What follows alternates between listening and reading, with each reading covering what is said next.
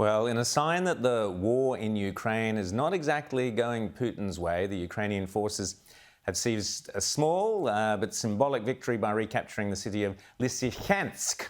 There have been other military gains by the Ukrainians in recent weeks, all of which will put more pressure on Putin, given that early reports suggested he thought he could take Ukraine with little resistance. Joining me now to discuss what is going on is the author of Putin's Playbook, Russia's Secret Plan to Defeat America, Rebekah Koffler. Rebekah, it's great to see you again. We spoke before on Outsiders and we talked about your childhood coming from Russia and your career analysing Putin.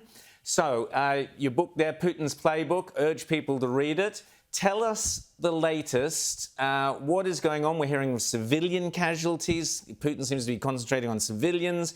We're hearing of the threat to the nuclear plants, where there have been attacks near that. And also this thing that you're very keen on highlighting, which is this idea of the China-Russia kind of alliance and Putin's desire for it to have no limits, a no-limits alliance. So what does all this mean, Rebekah?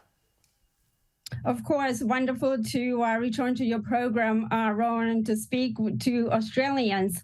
Now that Ukraine has stunned pretty much the world, and most of all, Putin and his regime with the successful counteroffensive, Putin is becoming more dangerous. I know many analysts believe that he's just going to pack up his bags and his forces are going to retreat, but it is highly unlikely. Putin's psychological profile is such is that when cornered, he is going to fight back. And you correctly pointed out that the strategy is striking civilian targets. This is the doctrine. Russian doctrine prioritizes putting pressure on civilian population in order to dislodge the adversary psychologically. So the idea is that Zelensky would back out to end the suffering of his own people. Well, so far, Zelensky hasn't. He keeps marching on. And Rebekah, what do you think is going to happen this winter? I mean, it's always the winters where Russia, war and you know, long history, Napoleon, Hitler. Once winter comes, it changes the dynamics. But this time around, it appears that Russia has this advantage over Europe in terms of energy, particularly over Germany and much of Western Europe. What do you think is going to happen in winter? Will there be pressure from the Europeans on Zelensky to do some kind of deal? Or what do you think is going to happen? What's the worst that might happen? So Putin has played his cards in a very sophisticated way with regard to his energy weapon. This is another part of the doctrine. The Russians look at the battlefield not just in terms of air, ground, navy, but now it's also space, cyberspace, and economic domain.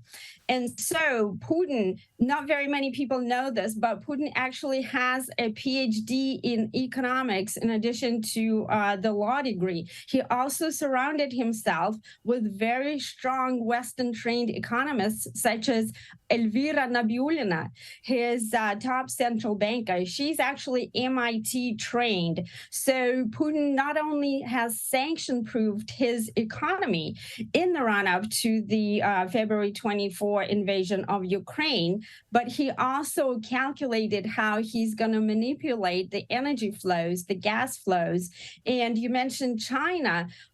Russia and China are finalizing a new pipeline, which is called the Power of Siberia. This is a $55 billion pipeline, and it's already operating partially since 2019. And by 2025, it's going to be finalized.